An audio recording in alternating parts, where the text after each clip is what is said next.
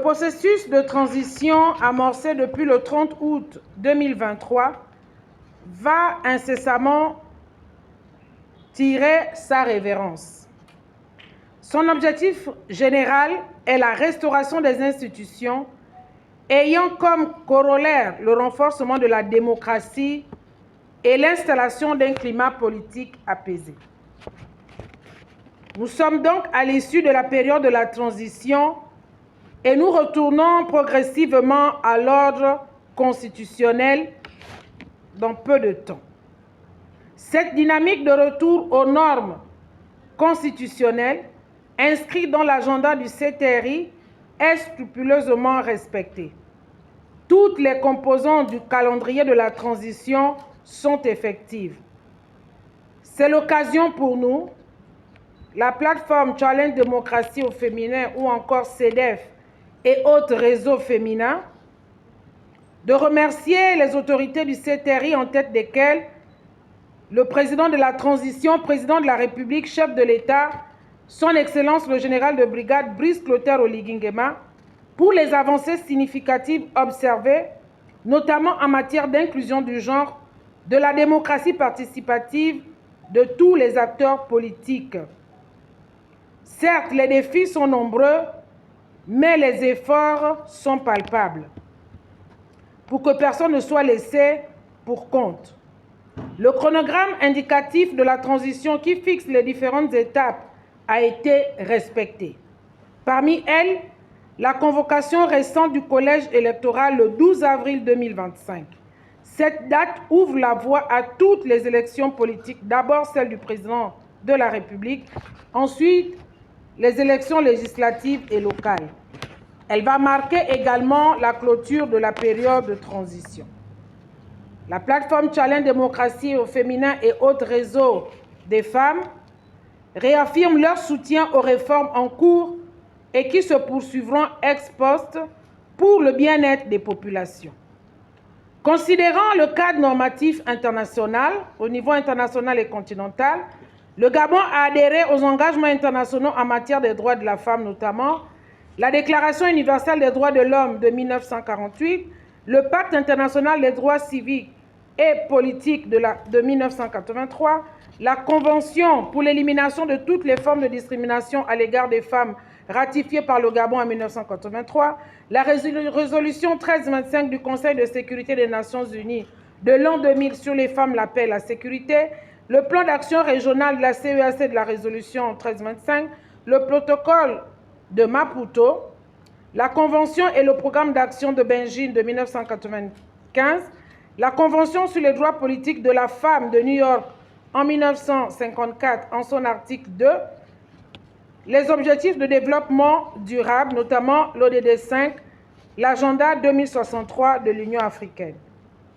Considérant le cadre normatif national, au niveau national, nous avons la stratégie nationale d'égalité et d'équité du genre de 2010, le plan décennal sur l'autonomisation de la femme gabonaise 2015-2025, la loi 9-2016 du 5 septembre 2016 fixant les quotas d'accès des femmes et des jeunes aux élections politiques et des femmes aux emplois supérieurs de l'État, la stratégie de promotion des droits de la femme et de réduction des inégalités femmes-hommes au Gabon de 2020, les recommandations du dialogue national inclusif relatives au genre, notamment le point sur le relèvement du quota de représentativité des femmes à 40% minimum, l'article 15 alinéa 2 de la nouvelle constitution gabonaise, la loi organique 1-2025 du 19 janvier 2025 portant code électoral en République gabonaise en son article 83.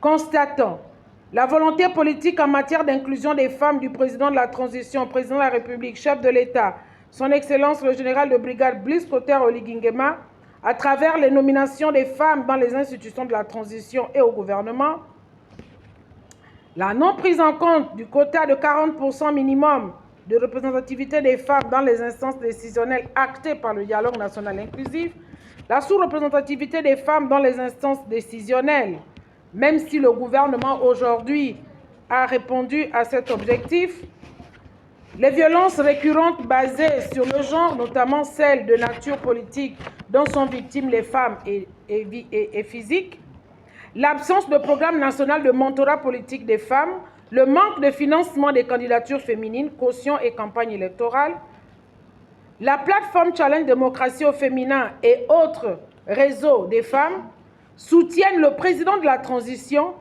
eu égard aux différentes réalisations dans les secteurs de la santé, de l'éducation, du BTP, du transport, de l'employabilité, de l'entrepreneuriat et politique.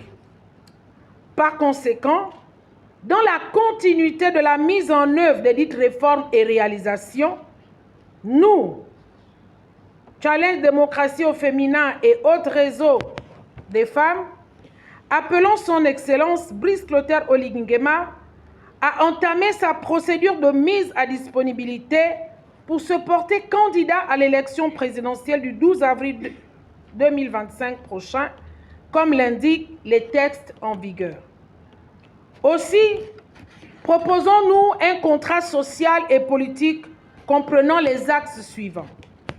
La création d'un fonds alimenté par un pourcentage du budget de l'État pour soutenir les programmes des femmes, le mentorat politique des femmes, le soutien aux candidatures féminines issues de la société civile et des partis politiques, des formations et séminaires dans tous les domaines. La prise en compte de la société civile et des femmes dans tous les organes de gestion des élections. La nomination d'au moins 40% de femmes dans le gouvernement et les institutions constitutionnelles. La prise en compte de l'inclusion du genre dans toutes les politiques publiques à venir. La mise en œuvre de la budgétisation sensible au genre dans tous les départements, institutions constitutionnelles, administrations et secteurs privés.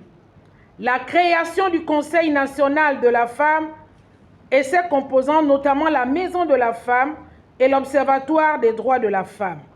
La mise en place du bureau de coordination de la mise en œuvre du plan d'action national de la résolution 1325 du Conseil de sécurité des Nations unies. Le respect des quotas des femmes aux différentes élections par les partis politiques et la société civile. La mise en œuvre des mesures visant l'employabilité des femmes et des jeunes. Le financement de l'entrepreneuriat féminin et des activités génératrices de revenus. La création des centres de lutte contre les violences basées sur le genre sur l'ensemble du territoire. La prise en compte des familles monoparentales et le relèvement des allocations familiales, notamment pour les Gabonais économiquement faibles. Excellence, Monsieur le Président de la Transition, voici en 12 points et en quelques lignes notre contribution à votre projet de société que nous voulons un contrat gagnant-gagnant. Et que ce projet de société, nous le souhaitons le plus inclusif possible. L'essor vers la félicité, c'est aussi avec les femmes. Je vous remercie.